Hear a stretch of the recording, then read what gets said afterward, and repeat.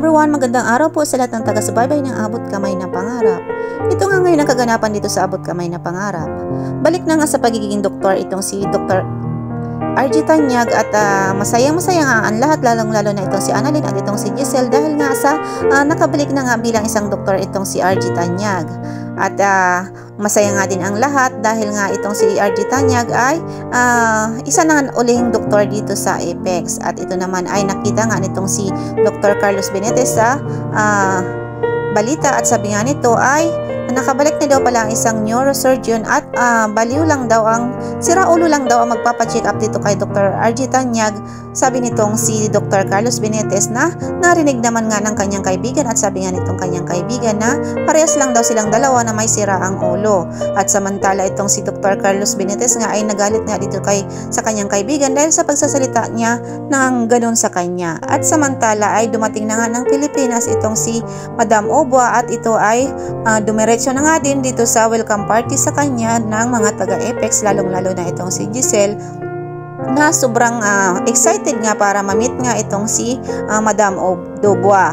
At itong si Madam Dobwa nga ay may masamang balak nga dito sa mga taga-Apex at dito sa mga Tanyag. Ito nga ang hindi alam nitong si Giselle na sobrang excited naman at sobrang pa-welcome pa talaga dito kay Madam Dobwa na hindi niya inakala na ito pala ay isa rin naman palang kalaban niya dito sa Apex. At ito nga si Giselle ay nag-prepare pa nga ng sobrang gandang pa-welcome party dito kay Madam Dobwa at akala nga nitong si Giselle na ito na nga ang sagot sa kanyang mga problema sa pinansyal. At samantala itong si Joy nga kinausap nga itong si Zoe na sana na ngayon daw ay wala na daw ang kanyang mami na si Moira ay sana daw ay magkaroon na daw ito si Zoe ng kakampi na hindi siya iiwan hanggang sa huli. At ito naman nga ang inisip nitong si Zoe kung sino ba talaga ang kanyang magiging kakampi sa kanyang mga binabalak.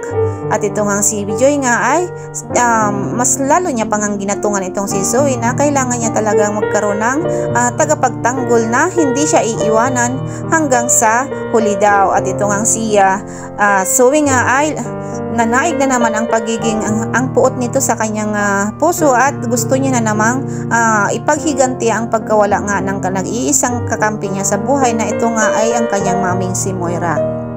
At habang nasa stage nga itong si Madam Dobwa ay masaya nga itong in-announce na kung sino siya at nagpakilala nga siya sa lahat na siya daw si Madam Dobwa. At ito nga si Madam Dobwa ay may pagkahawig nga ang kanyang apelyido dito kay Moira. At ito nga ay ipinagtaka nga ng lahat bakit nga ay may pagkahawig nga itong apelyido nitong si Madam Dobwa dito kay Moira. At habang nakikinig nga silang lahat ay bigla na lamang nga nagulat ang lahat dahil nga ay sa pagpapakilala nitong si Madam Dobwa na ang kanyang apelyido nga ay may pagkahawig nga dito kay Moira at kaparehas nga nitong si Moira.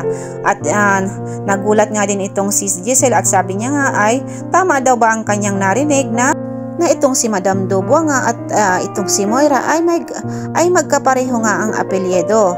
At naitanong niya pa nga ito dito kay Dr. RG Tanyag kung tama daw ba ang kanyang narinig na itong si Madam Dobwa at itong si Moira ay may pagkakaparehas nga sa kanilang mga apelyido. At ito nga si Madam Dobwa ay sabi niya nga ay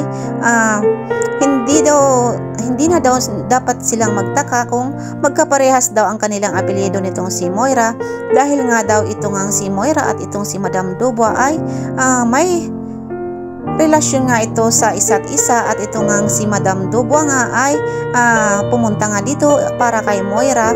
At ito nga si Dr. RG Tanyag nga ay nagulat nga dahil nga ay magkamag-anak pala itong si Madam Dobwa at itong si Moira na parehas nga ang kanilang apelyido. At sabi pa nga nitong si Madam Dobwa na wag na daw sila magtaka dahil daw itong si Moira daw at itong si Madam Dobwa ay parehas daw nga ang apelyido nito. At ito naman ang pinagtaka nga ng lahat dahil nga ay natakot na naman sila dahil nga ay bakit daw ay may nakapasok na naman na kamag-anak itong si Moira dito sa Apex na magpapagulo na naman sa kanilang mga buhay dito. At sabi pa nga nitong si Madam Dubois na andito na daw siya sa Apex para daw nga ay para sa pagkawala nga nitong si Moira, at siya na naman ang papalit dito para ipaghiganti na naman nga itong si Moira. At natakot na naman nga itong sila Giselle at itong sila Annalyn dahil nga ay hindi na naman talaga matatahimik ang kanilang buhay dahil nga meron na namang pumalit nga dito kay Moira, at itong si Madam Dubois na ito nga hindi nga natin alam kung ito ba talaga yung nanay nitong si Moira na nasa ibang bansa or kamag-anak ito nitong si Moira. So ito guys ang pakakaabangan natin dito sa Abot Kamay na Pangarap, kung sino nga ba talaga itong si Madam Dubois dito sa at ano ba talaga ang kaugnayan niya dito kay Moira, o ito ba talaga ang ina nitong si Moira or kamag-anak lamang itong si Moira. So maraming salamat po sa panonood ng aking mga video. Paki-like and subscribe na rin po ng aking channel, and paki-bell all na din po ng notification bell para po sa updated po kayo sa lahat ng mga videos na i-upload ko. Thank you so much po and God bless us all. Bye bye.